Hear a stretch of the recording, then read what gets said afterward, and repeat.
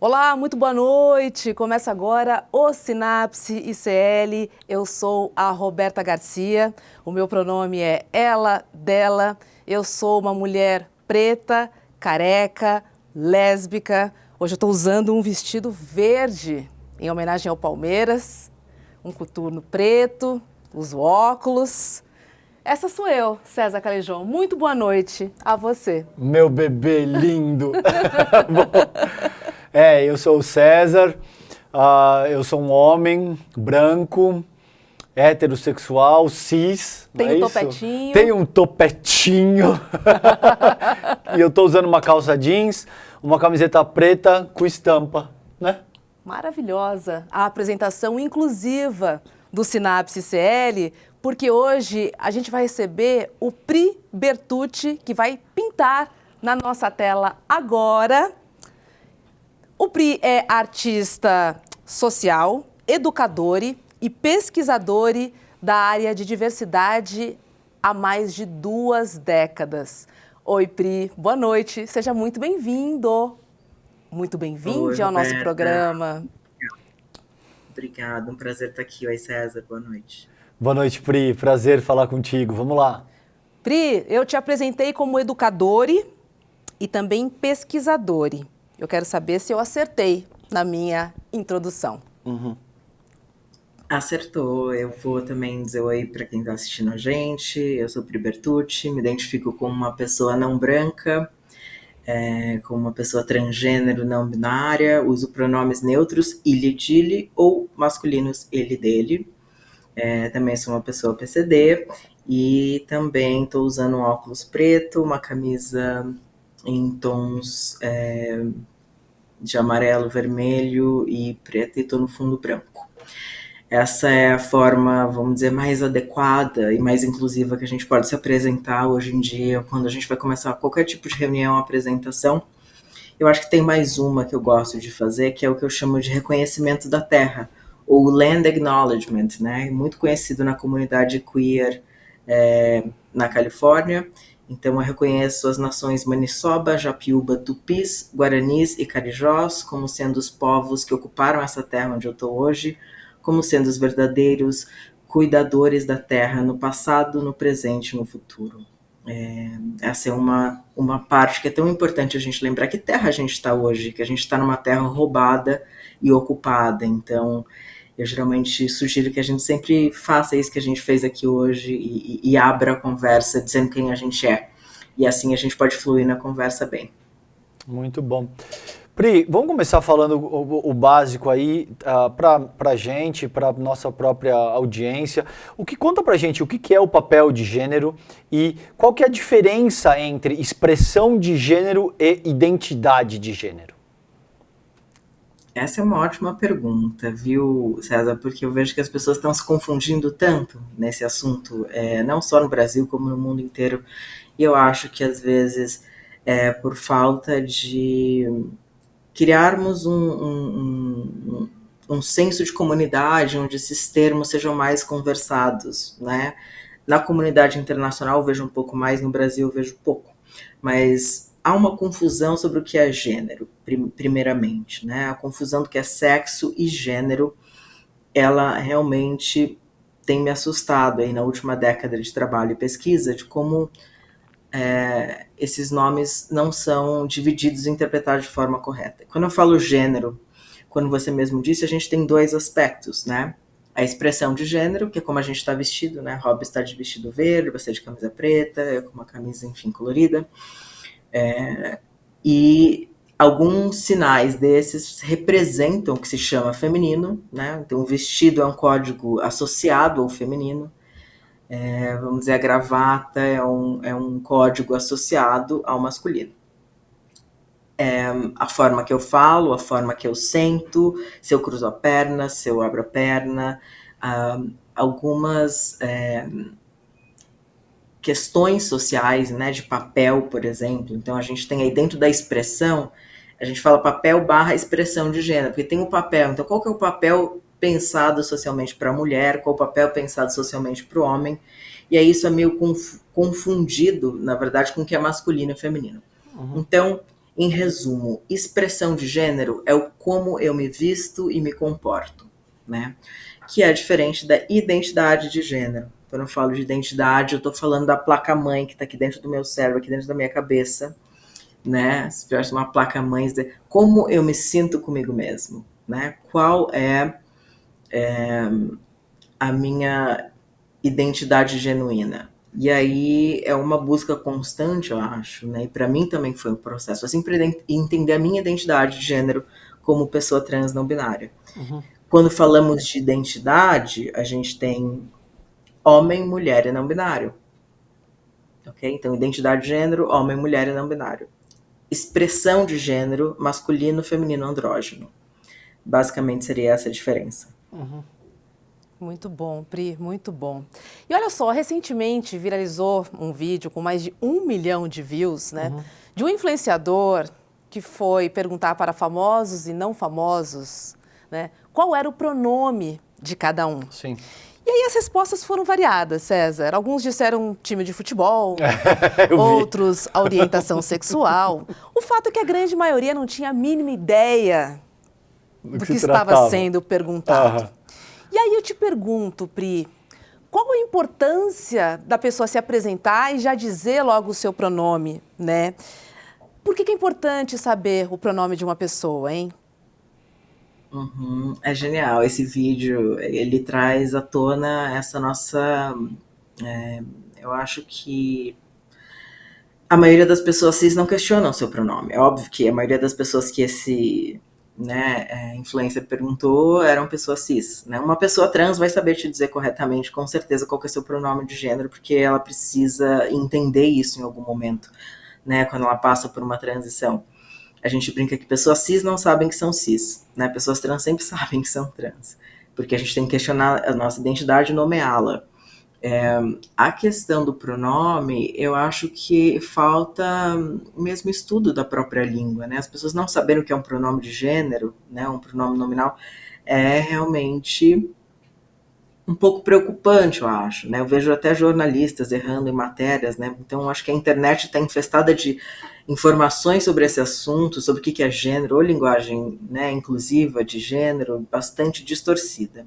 Eu acho que a importância de falar o pronome é a gente poder não assumir, primeiramente, que alguém, por se apresentar, né, como o César falou, expressão de gênero da pessoa, né, ser ou masculino ou feminino ou andrógeno, a gente nunca assumir o pronome que ela vai usar, o pronome de gênero que ela vai usar, de acordo com essa apresentação ou com essa estética, né? Então, o ideal é que a gente sempre possa perguntar para as pessoas qual o seu pronome de gênero preferido, né? Ou qual o seu PGP.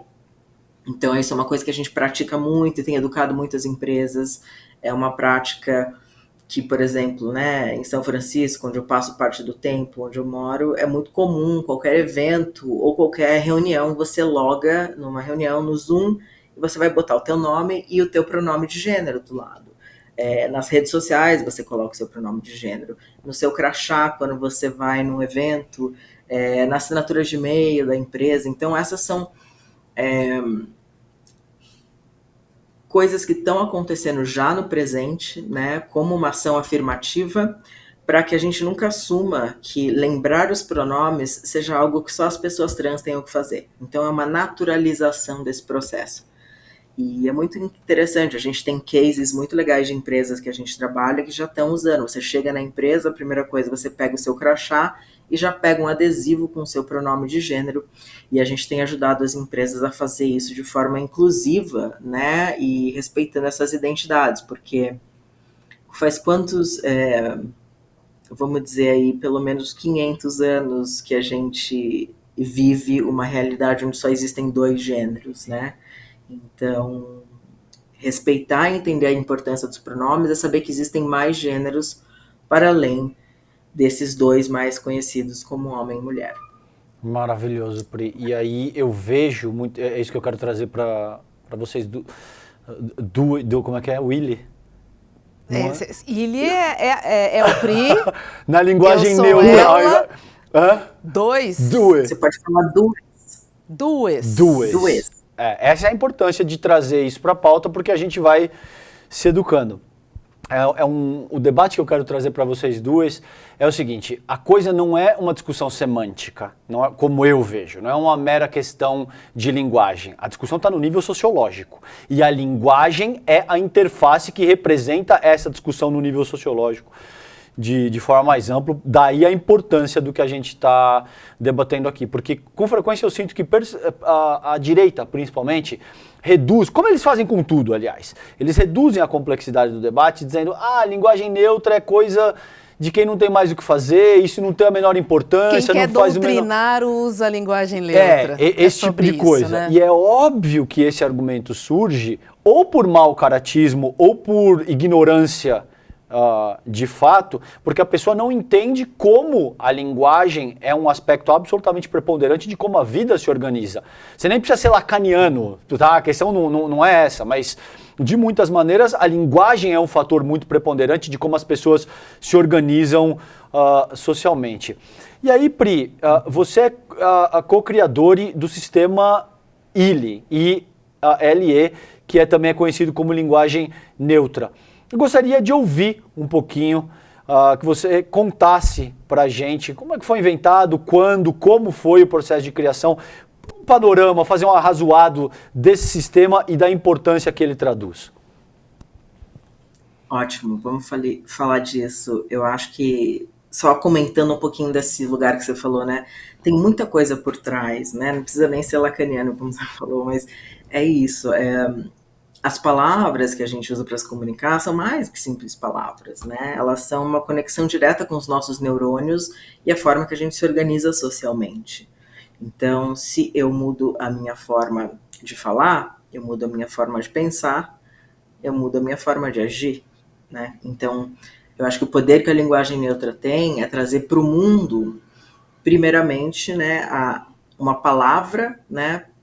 Como dizia Foucault, que não tem nome, não existe. Então, uma palavra que nomeia algo que está para além da polarização, para além do preto e branco, do homem e mulher, direita e esquerda. Né? Então, este lugar do meio, né? Ou como se fala na comunidade internacional, point zero frequency, né? Uma frequência ponto zero, né? Uma frequência mais neutra.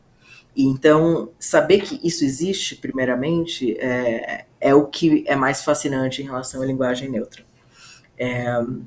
Respondendo um pouco desse processo de criação, porque foi tão despretensioso, assim, né? Se eu for lembrar, realmente, assim, que estou olhando para cima para lembrar, realmente foi algo que aconteceu tão naturalmente, né? Eu não fazia ideia que ia tomar a proporção que tomou.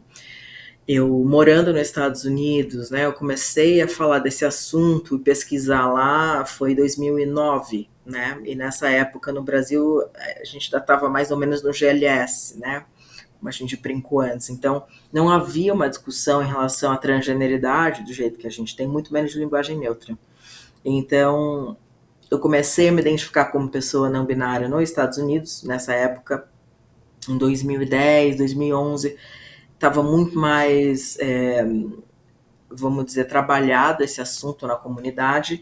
Eu comecei a questionar como é que seria na língua portuguesa a gente achar um pronome que faça sentido, né? Um pronome que não seja binário, né? E eu fiquei pesquisando e junto com a Andréa Zanella, uma amiga psicóloga social, enfim, estudiosa de línguas, linguista, a gente conseguiu chegar, né, numa versão próxima do latim, né, que no latim o pronome era o ilude, né, primeiramente as pessoas precisam saber que no latim o pronome neutro já existia, né, era I-L-L-U-D. Boa. E esse pronome, ele era usado para coisas, objetos inanimados, como it, né, em inglês seria, então coisas, objetos, o ilude era usado. Então, com base na criação do ilude se cria o ile, de novo, começando com I, né, no início, L, e aí a gente sugere a terminação do E, não só no pronome, mas na palavra. Então, a desinência E seria a forma ideal para português, vamos dizer assim, funcionar gramaticalmente. Existe uma matemática das palavras, vamos dizer assim, então pensando nessa forma gramatical e de que forma, não só na escrita, mas como flexionar tudo isso, né, na própria dicção de que se fala língua portuguesa. A gente acabou pesquisando bastante em Portugal, passamos um tempo em Portugal, com linguistas de lá também, Universidade do Porto, Universidade de Lisboa, para chegar nessa sugestão que é o pronome ele e o uso do e no final das palavras, como todes, juntes, amigues, e foi muito por minha necessidade pessoal, né? Imagina que eu chego no Brasil, quero explicar para as pessoas que agora, né, Roberta, a gente se conhece há muito tempo, como é que eu ia explicar, por exemplo, Roberta, para ti, que eu sou uma pessoa não binária e uso pronomes neutros se isso não existia na nossa língua. Então eu tive que fazer esse exercício até para começar a abrir essa conversa com pessoas próximas, amigues, né? E a coisa foi pegando e acho que foi o primeiro evento que a gente fez foi na PUC, no Tucarena, estava lotado o Tucarena, isso foi em 2014, e falamos desse assunto junto com o João Nery, nosso falecido João Nery, na época, e logo em 2014, já no final do mês, a gente faz o primeiro workshop de linguagem neutra no Brasil e começa realmente a divulgar isso e formar pessoas para que espalhem a informação e usem. O que às vezes acontece de forma um pouco desordenada, vamos dizer assim, a internet, por um lado, facilitou isso, mas também abriu espaço para muito achismo, né? E pessoas que querem falar do assunto sem ter estudado o tema com mais profundidade, né? Então atrapalha um pouco vamos dizer, essas pessoas que querem surfar no assunto sem entender bem o que significa. Pri, eu costumo abrir o nosso programa sempre falando boa noite, sejam todos muito bem-vindos e bem-vindas ao Sinapse CL. E aí eu quero tirar uma dúvida com você. Para eu ser 100% inclusiva, eu deveria falar boa noite, sejam todos bem-vindos, bem-vindas e bem-vindes? Ou se eu falar bem-vindes, eu já incluo todo mundo? O bem-vindes, no caso, ele já inclui todo mundo, tá? Ele, nesse momento, quando a gente generaliza no neutro, né, que é o que o inglês consegue fazer, quando você fala they, por isso que o pronome neutro no inglês é o they, é o plural, no plural é neutro. Então, boa tarde a todos, ou bom dia a todos, boa noite a todos, bem-vindos, você estaria incluindo. Só que existe uma conversa, acho que duas conversas importantes aqui. Acho que uma é entender como é que a gente chegou à conclusão, né, que a língua portuguesa seria generalizado neutro no masculino. E aí eu vou fazer uma citação aqui do senhor Claude de Favre, que foi a pessoa responsável, né, aqui no nosso livro, no dossiê de linguagem neutra inclusiva, tem todas as referências e todo o conteúdo. Esse capítulo muito importante que a gente fala dessa gramática e dessa história. O que o senhor Claude nos diz? Ele diz assim: o gênero masculino, sendo mais nobre, deve predominar todas as vezes em que o masculino e o feminino se encontrarem juntos. Isso aqui está no livro dele, na página 1647, onde foi baseado, né, a ideia de que eles seria inclusivo tanto para elas ou eles, né, que a gente não tinha nome nessa época, mas que o eles incluiria. Então, é uma escolha arbitrária feita por um homem branco cisgênero heterossexual, parte da academia, isso em 1647, e a gente não questionou isso até hoje. Então, primeiro é entender o porquê, né, o gramatical neutro do português é no eles, porque tem muito linguista na internet falando bobagem sobre isso, mas não parou para questionar a origem da criação desse sistema arbitrário, né, onde, óbvio, né, como ele disse, o gênero masculino, sendo mais nobre, precisa preponderar. Mais nobre, tenho que ouvir isso. Exato. Essa ideia de 1647, a gente segue ela até hoje. Então, acho que primeiro as pessoas nem sabem disso ou questionam. Por isso que eu escrevi o livro, por isso o dossiê, para que a gente entenda, né, de onde viemos, onde estamos e para onde vamos. E eu acho que a segunda coisa, Roberta, é o que está acontecendo. Há uma discussão tão distorcida na internet sobre esse assunto, e aí eu diria para você, nesse momento de transição, fala boa tarde a todos, todas e todes. Bem-vindes, bem-vindas e bem-vindos. Por quê? Tem uma população que está, enfim, eu acho que muitas mulheres e feministas eu estou vendo nessa discussão dizendo que o todes não é inclusivo com elas, né? Então, até que essa conversa seja muito nítida e as pessoas tenham acesso à informação correta, e a base de estudo aqui de 12 anos que a gente tem com o dossiê de linguagem neutra inclusiva, para saber que não é para excluir ninguém, inclusive é para incluir todo mundo nessa conversa. Então, em vez de deixar o masculino apagar os outros gêneros, a gente escolhe um gênero que é neutro, que vai incluir os dois, né?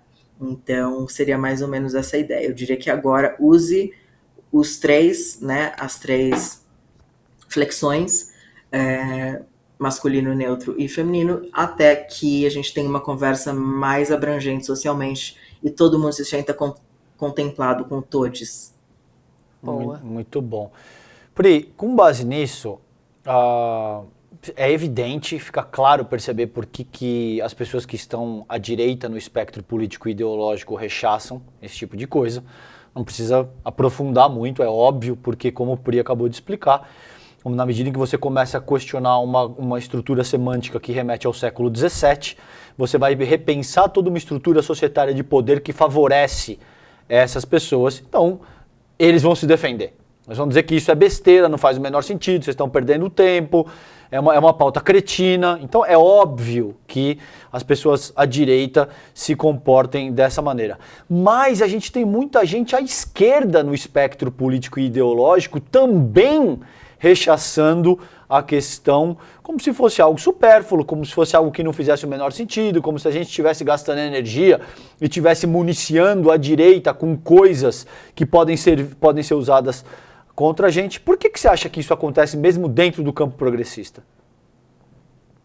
Acho que por falta de conhecimento da maioria das pessoas, né? Eu acho que há essa onda de desinformação. Primeiro que se a gente estuda, né, os conceitos decoloniais, não tem como você falar disso sem falar de linguagem neutra e do nosso passado ancestral, né? Então, não é à toa que isso está emergindo agora, no momento que a gente percebe que a gente está destruindo a Amazônia e está matando os povos indígenas, porque esse legado dessas identidades não binárias e essa linguagem já existia antes da colonização em diversas culturas, né? Você tem aí os dois espíritos na América do Norte, você tem chibabos, né? Você tem muxi no México. Então a gente tem uma série de povos, né? Até o bizus na Indonésia, tem uma série de povos que ainda continuaram a tradição e mantêm a cultura até hoje e não deixaram de uma forma tão extrema que esse legado da nossa existência enquanto humanidade fosse apagado pelo processo de colonização. Então, acho que a primeira coisa a levar em consideração é entender que a linguagem neutra não é uma invenção de pessoas na internet, que isso já existia. Agora, óbvio que a percepção de gênero que a gente tinha naquela época, vamos dizer, em diferentes culturas, era completamente diferente do que é hoje, né? Então, fica até difícil comparar. Óbvio que essa versão que nós propomos, essa adaptação no português, ela é inspirada em outros países que estavam acontecendo, mas é uma outra língua, né? As línguas indígenas, muitas foram se perdendo e não mantém esse storytelling, né? Em português, por exemplo, nas nossas nações aqui, a gente tem o exemplo do Tupi-Guarani, por exemplo, né? Um dos capítulos do dossiê é feito por uma querida pessoa trans que nos deixou, enfim, alguns anos atrás, mas ela era uma das pessoas trans indígenas produzindo intelectualmente no Brasil, de forma impressionante. E ela fez todo um capítulo falando do Tupi-Guarani, como esse legado do que é gênero e sexo, essas posições sociais, esses pronomes eram pensados de outra forma, né? Mas, de qualquer forma, o importante é entender que essa conversa, ela é global e ela é ancestral, né? Ela não é uma novidade que começou agora. Eu acho que é por isso que incomoda tanto, sabe, César? Acho que é por isso que incomoda tanto, porque a gente vai ter que falar dos grupos minorizados e da colonização para levar essa pauta. Então eu convoco aqui sim o movimento feminista, sim o movimento negro, né, sim o movimento de pessoas de grupos minorizados para se juntarem minimamente ao estudo, né, e esse legado que a gente está deixando aqui na internet, em publicações, e com muita referência de quem começou os estudos sobre esse assunto no mundo, que foram os nossos ancestrais. É muito importante a gente olhar e pensar sempre na inclusão, César, fazer um paralelo muito simples, né? Para as pessoas entenderem como é importante você chamar as pessoas da maneira que elas se veem, Sim. né? Imagina uma rodinha com 5 pessoas, né? E tem uma pessoa ali que você não se dirige a ela, porque simplesmente você não chamou, né? Então imagina aqui a gente conversando, e o César longe da roda, eu e o Pri aqui só trocando ideia, porque você não foi chamado. Então, assim, essa história de modinha cai completamente, César. É um exemplo tão simples que mostra a importância da inclusão. Boa. Se você quer conversar com todo mundo, você precisa chamar essas pessoas para si, né? Ô, Pri, ainda pode ser muito difícil para algumas pessoas, e eu me incluo, né, nessa turma, usar a linguagem neutra, né? Será então que, como iniciativa, seria legal a gente fazer o exercício de usar palavras que não marquem gênero, por exemplo, gente, pessoas? Será que dessa forma não seria ali um exercício inicial para eu ter uma linguagem mais inclusiva? Eu acho que é isso que tem acontecido na internet. Eu acho que as pessoas que se aventuram a falar sobre esse assunto estão desinformando, porque aí a gente precisa entender a diferença do que é a linguagem neutra e inclusiva. A linguagem neutra, né, é o que se propõe a usar a desinência E no final, e foi isso que nós trouxemos para o Brasil com o sistema ILE. Agora, a linguagem inclusiva, que é o que você está propondo, que é usar pessoas ou gente, né? Então, em vez de dizer boa tarde a todos, eu vou dizer boa tarde a todas as pessoas. Isso existe há décadas, né? Desde Simone de Beauvoir já se questionava por que a gente generaliza, né, a língua no masculino. Então, a linguagem inclusiva, ela é usada dessa forma. Eu não preciso usar a desinência e eu só mudo o meu jeito de falar, né? Então, em vez de falar os diretores estão na sala, você fala a comissão da diretoria está na sala, né? Então esse é o jeito de fazer a linguagem inclusiva. A linguagem neutra é o todes, é o juntes, é o amigues, é respeitar o pronome ele, né? Agora, vai chegar um momento que usar só a linguagem inclusiva, ela não dá conta de salientar que existe pessoas não binárias, né? Porque as pessoas acabam fazendo esse shortcut, deixa eu usar a linguagem inclusiva e não usar a neutra porque é muito difícil, mas você acaba sendo transfóbico se você escolhe só a inclusiva. O que está acontecendo hoje? Esse entendimento está começando a pelo menos fazer parte do ambiente corporativo, e aí a gente tem educado empresas, né, workshops com jornalistas que a gente tem feito, de usar as duas linguagens combinadas. Então, dá para a gente colocar um todas as pessoas de vez em quando, dá para colocar um todes, né? Dá para eu, em vez de falar diretories, né, que seria o plural, que soa, as pessoas podem soar, né, nossa, que diferente, diretories, né? Ou falar, em vez de dois ou duas, né, como a gente fez agora há pouco, você usar a linguagem inclusiva. Então, ela funciona nesse momento de transição, mas eu acho importante que o reconhecimento de pessoas não binárias aconteça, porque a inclusiva ela não vai exatamente nomear e reconhecer que, para além do binário, existe mais um outro gênero, né, que é o gênero não binário, que está sendo deixado fora da equação.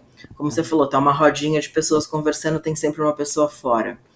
E se, né, eu me reconheço dentro desse lugar, por exemplo, quando eu vou em palestras. Recentemente eu estava numa palestra assistindo um congresso e todos os dados apresentados, né, e toda a linguagem era sempre binária, era boa tarde a todos e todas, né, e era dados muito específicos da nossa sociedade, o recorte é sempre o mesmo, né, o recorte é homens e mulheres são assim ou assado, né, homens e mulheres são assim ou assado.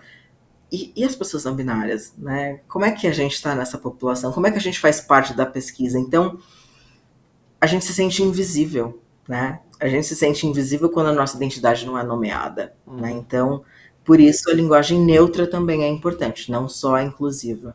E é isso, acho que falta estudo, falta discernimento, por isso a gente criou todo esse conteúdo, todo esse material. Você pode checar muito desse conteúdo e baixar os PDFs no nosso site, é sexbox.com, 2S e 2Bs, né? SSEX, BBOX. Tem muito material para você baixar e estudar sobre esse assunto de forma com mais propriedade e referências de pesquisa, porque a internet está cheia de achismo e as pessoas estão literalmente confundindo o que é linguagem inclusiva com linguagem neutra, e vale dizer, com comunicação inclusiva, né? Que seria um termo guarda-chuva, onde a linguagem neutra inclusiva está incluída, mas você inclui outros aspectos como linguagem não sexista, né? Linguagem que evita marcar as questões raciais, as questões de pessoas com deficiência, mulheres, né? Então,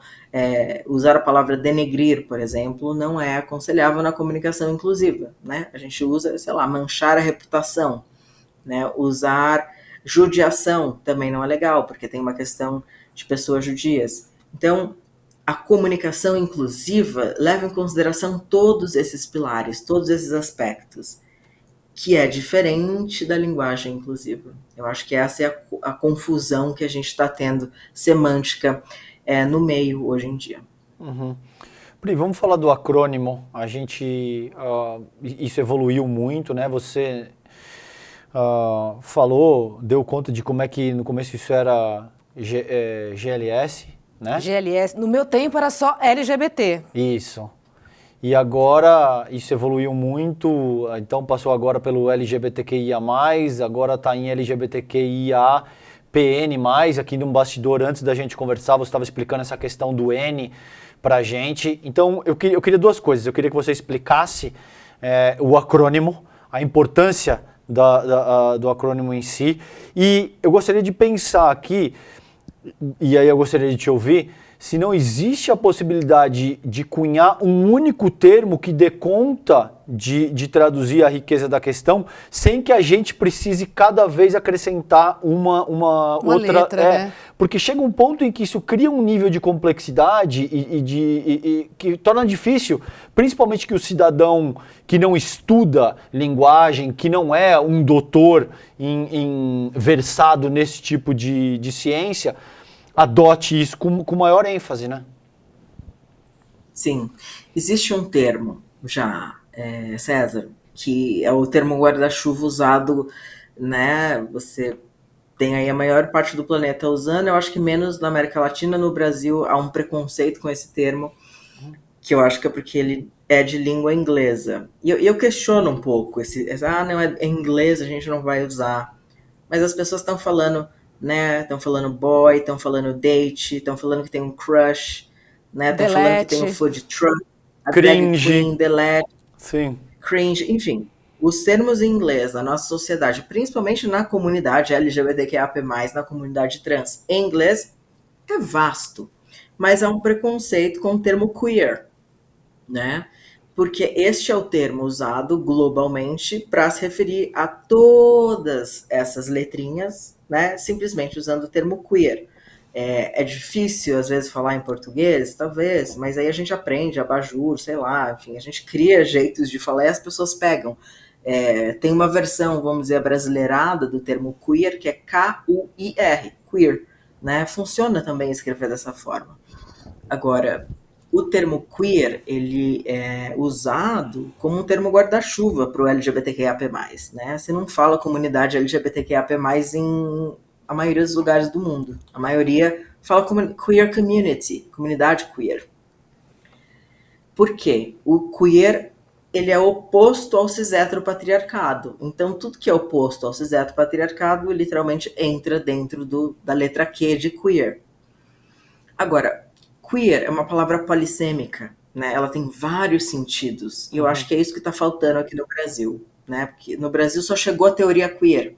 E ela é um tanto limitada para traduzir o que se tornou a cultura queer mundial e o que se tornou o movimento queer global, né? Então, se chega no Brasil uma versão academicista disso, né? Enfim, gosto do trabalho de Judith Butler, deixa eu corrigir aqui, enfim, gosto do trabalho de Judith Butler, lançamos inclusive aqui no Brasil, né, um manifesto contrasexual de Paul Preciado, em 2014, mas eu acho que falta a gente entender a possibilidade que o queer nos traz quando a gente fala desse termo guarda-chuva aí para todas as letrinhas. Boa. Vou que você falar um falasse pouquinho das do letrinhas. Também queria que você falasse das letrinhas depois, por favor. Boa. Vou falar. Vou começar pelo queer, só para explicar que a gente já está falando disso, que o queer também significa não binariedade na sigla, né? Ele na sigla significa tanto uma orientação afetivo-sexual, que ele está ali meio como bissexual ou pansexual, as pessoas usam queer para dizer que elas gostam de todos os gêneros, ou como identidade de gênero, que é a mesma coisa que não binário, que é gender queer ou gênero queer, é o não binário. E eu acho que por falta desse conhecimento quiseram colocar o N no final da sigla, né? Que eu acho que não tem que existir. Eu acho que o N não tem que estar lá porque ele já está no Q, inclusive está no T, né? De trans, que eu acho que vale a pena a gente falar o que é trans e o que é cis, porque as pessoas ainda estão muito confusas em relação a esses termos. Mas vamos falar das letrinhas. Então, o L, né? Lembrando que a gente vem do GLS, né? Gays, lésbicas e simpatizantes. Em um determinado momento da história, há uma sugestão, se eu não me engano foi em 2008, que foi sugerida, primeiro ficou, depois do GLS, a gente teve GLBT, e aí eu acho que foi em 2008, numa reunião em Brasília, que decidiram botar o L na frente do G, já que as lésbicas são mais invisibilizadas. Então ficou LGBTQIA+. O L, lésbicas, G, gays, B, bissexuais, o T é de transgênero, travestis e transexuais, o Q de queer, o I de intersexo, o A de assexuais e o P de pansexuais. O mais são para outras identidades e orientações ainda não reivindicadas que não estejam na sigla. E aí vale dizer que a sigla ela tem as identidades e orientações afetivo-sexuais e condições, vamos dizer assim, mais predominantes. Por exemplo, assexuais. Vamos explicar rapidamente o que é assexuais, né? A gente teve aí novelas recentemente da Globo, onde tinham personagens assexuais, que são pessoas que não necessariamente sentem atração sexual, né, por outras pessoas da forma convencional, da forma que a gente foi treinado socialmente. Só que dentro da sexualidade, a gente tem o que se chama de zona cinza, né? Então temos um monte de variações. Temos sapiosexuais, autossexuais, demissexuais, né? Uma variedade de pessoas assexuais. Algumas sentem atração sexual quando estão apaixonadas, outras sentem quando não estão apaixonadas. Na sigla a gente só coloca o A. Eu não vou colocar sapiosexual, autossexual, demissexual, senão teria que colocar ainda mais letras, entende, César? Sim. Não faz sentido colocar subcategorias. Sim. Por isso, o T e o Q contemplam o N do não binário. Então é basicamente essa sigla que a gente tem hoje com... Peraí, eu vou refazer essa parte. Atualmente, em Nova York, a gente teve a comemoração aí dos 50 anos de Stonewall, alguns anos atrás, e oficialmente está se usando a sigla LGBTQIA+, até o A, né? Então é reconhecido internacionalmente até o A, porque a importância de dizer que pessoas queer, intersexo e assexuais existem, né? Senão a gente não tem uma conversa um pouco mais complexa em relação a quem somos, né? E como a gente se representa dentro do que as pessoas chamam de sopa de letrinha, vamos dizer assim. Então a gente pode falar LGBTQIA+, que estamos contemplando todes, todas e todos, Pri? Eu acho que sim. Até agora eu acho que tá sendo bastante inclusivo. Até o A. O P é uma provocação que a gente fez. Acho que vale dizer que fomos nós do Instituto Sexbox que em 2014, 2015, trouxemos para o Brasil a sigla estendida, né? Porque aqui não se falava o QIAP+. Então eu digo, gente, é minha culpa. Vocês não gostam dessa letrinha, é nossa culpa. A gente trouxe essas pessoas de várias partes do mundo para discutir no Brasil e foi recebido de uma forma ruim. Imagina que hoje ainda é, mas naquela época pouca gente da comunidade falou, vamos usar, realmente vamos mudar. Não, né? Foram uns 3 ou 4 anos até que começasse a pegar essa sigla. E a gente bateu nessa tecla porque começamos a discutir a intersexualidade, a sexualidade e a não binariedade no Brasil. Então esse é um pouco do nosso pioneirismo também, e nomear isso, né? Como eu disse antes, o que não tem nome não existe. Então até que todas essas identidades, orientações e condições sejam nomeadas, a gente vai ter, sejam reconhecidas, né? A gente vai ter que nomear cada uma delas.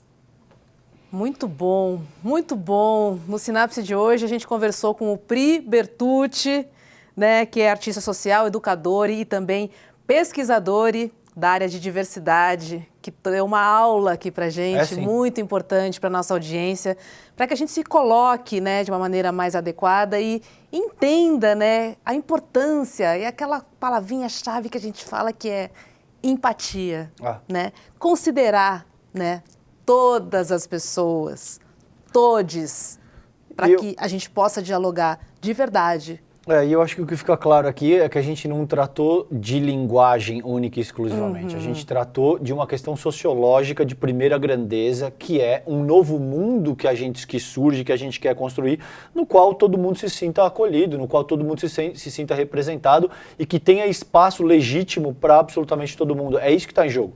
Isso é democracia, né? Em última análise, é isso. Senão, não existe. É isso aí. Pri Bertucci, que bom rever você, que bom conversar com você. Obrigada, viu, pela aula hoje aqui no Sinapse. Prazer foi meu de estar com vocês, espero que tenham aproveitado aí o pessoal que ouviu a gente hoje. Bastante. Beijo, Pri. Um beijo pra você, na bochecha. Tchau. Tchau. Bacana, né, muito legal. César? A gente sempre fala que tem uma aula no Sinapse. E é por isso, né? Assim, são detalhes que para a gente às vezes pode não ter uma significação, né, grande, mas é a palavrinha da empatia. Vamos pensar em quem está do outro lado, né? Vamos incluir, vamos abraçar, vamos integrar, né? Vamos fazer com que as pessoas sejam felizes da maneira que elas quiserem e que a gente reconheça a maneira que elas acham que é a melhor forma de fazê-las felizes também. Isso, e se o objetivo é discutir progresso de uma forma legítima, não tem como evitar as estruturas semânticas, linguísticas, que são organizadas para não só se referir a uma determinada realidade, mas para constituir essa mesma realidade. Não tem como evitar isso, entendeu? Então eu sei que tem muita gente na esquerda que rechaça o tema, mas talvez um pouco por ignorância, talvez porque explore o machismo que é estrutural na nossa sociedade e queira lacrar um pouco em cima disso, dizendo, você fica discutindo temas menores. Não é um tema menor, é um tema absolutamente importante que deve estar em pauta. Só um detalhezinho, há mais de 30 projetos de lei na Câmara dos Deputados para abolir tá vendo?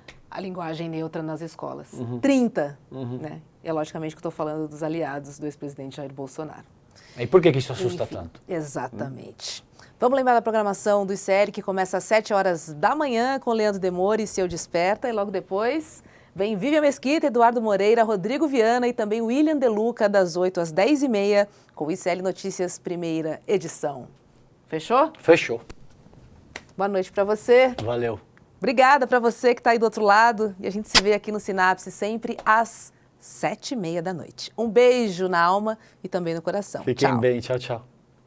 Turma, a nossa aula com Abdul Rahman Mohammed, Malcolm X, o homem e a mensagem, foi uma aula absolutamente indescritível. Só assistindo para entender o quão atual é a história de Malcolm X em relação aos problemas que a gente vive hoje, em 2023.